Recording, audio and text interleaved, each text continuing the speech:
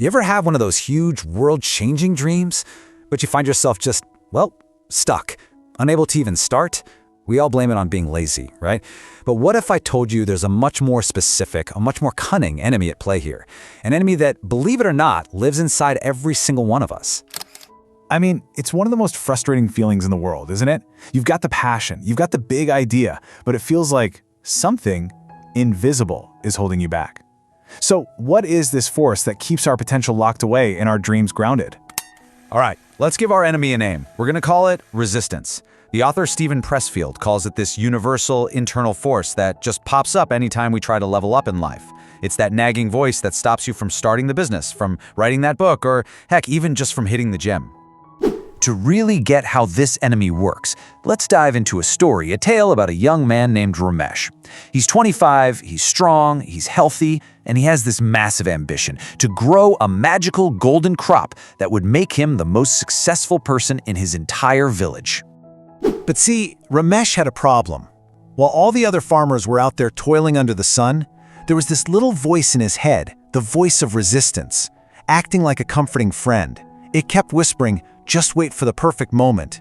You should plan a little more. Start tomorrow. It's always tomorrow." Well, one day, his wise old uncle, a farmer who had clearly fought his own battles with this inner enemy, came to visit. He took one look at Ramesh's empty, barren field, saw right through all the excuses, and hit him with a simple, hard truth. So the uncle makes him a deal.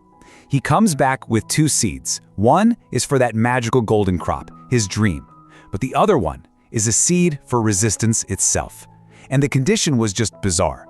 To grow his dream, Ramesh had to plant his enemy right there beside it. And this, right here, this is the core of the whole conflict. The golden seed, your ambition, your dream, it needs daily, deliberate care and effort to grow. But the resistant seed, oh, it thrives on nothing. It grows automatically, it grows fast, and it needs absolutely no help from you. So, Ramesh plants both seeds, but you guessed it, he keeps listening to that cozy, deceptive voice in his head. And that small indulgence, day after day, would quickly build to a moment of total, devastating collapse. So on day 1, resistance whispers, "You're tired, just rest." And poof, a single weed sprouts from the resistance seed.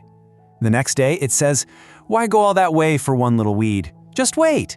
And the weeds double. By day 30, that small daily neglect had turned his field of dreams into an absolute nightmare. Before long, the same villagers who'd heard all his big talk were now pointing and laughing at him. This moment of public failure, of pure embarrassment, this is what Steven Pressfield calls the big crash. It's that point when the consequences of listening to resistance become painfully, undeniably real. When Ramesh finally forced himself to go look at his field, his heart just sank. There, choked out by a forest of thorny weeds, was this tiny, pathetic, dying sprout from his golden seed. He knew in that moment that his inner enemy had completely and utterly defeated him. But hitting rock bottom, this crash, it was also a turning point. Humiliated, heartbroken, Ramesh finally made a decision. This is where the real fight begins. He looked down at his own 2 hands, strong, capable hands that he'd let go to waste, and he just said, "Enough." He ignored that voice screaming at him that it was too late, that he should stop, and he started ripping the weeds out of the ground, one by one. The work had finally, truly begun. And this is where things get really interesting.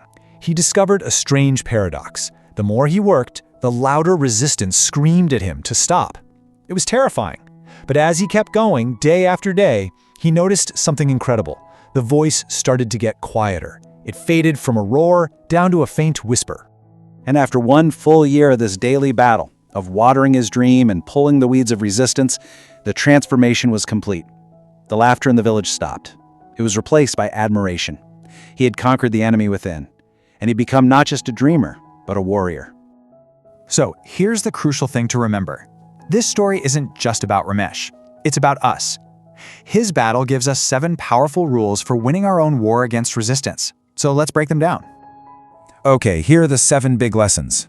1. Resistance is real. 2. It grows automatically. 3. You have to start before you're ready. 4. Resistance is a liar. 5. The enemy is not you. 6. You got to do the work every day. And 7. Resistance never truly goes away. First things first, you have to understand that resistance is a real, tangible force. It shows up anytime you try to do anything creative, anything to improve yourself, anything difficult. And remember lesson 2, unlike your goals, which need constant fuel, resistance grows all by itself. It's a weed that thrives on neglect. And that brings us to lesson 3, and this one is so important. The perfect time to start? It doesn't exist. Waiting for Monday, for the new year, for that moment you magically feel ready? That's just resistance wearing a clever disguise.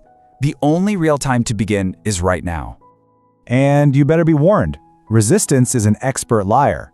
It will feed you these perfectly logical sounding reasons while you should just stay put.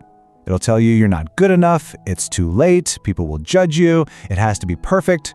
These are all just well-crafted lies designed for one single purpose: to keep you from doing the work.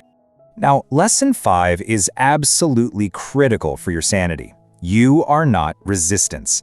Your true self, your soul, it wants to create, it wants to grow. Resistance is just an opposing force. It's a weed that's taken root inside you. Never, ever confuse the weed for the garden. And that leads us to the final lessons, the end game. So how do you win? Simple, by showing up and doing the work. Every single day. You have to accept that resistance never fully disappears. The weeds will always try to grow back. Your job is just to become a dedicated daily gardener of your own mind. Ramesh's story gives us the map. It gives us the strategy. But you know what they say? The map is not the territory. The theory is completely useless without the practice. Your fight starts the second this explainer ends. So I'm going to leave you with this. Think about that one thing you've been putting off. That procrastination, that's the weed. That little voice telling you to wait, that's resistance. So the question isn't what you're going to do tomorrow or next week. The only question that matters is this: what are you going to do about it right now?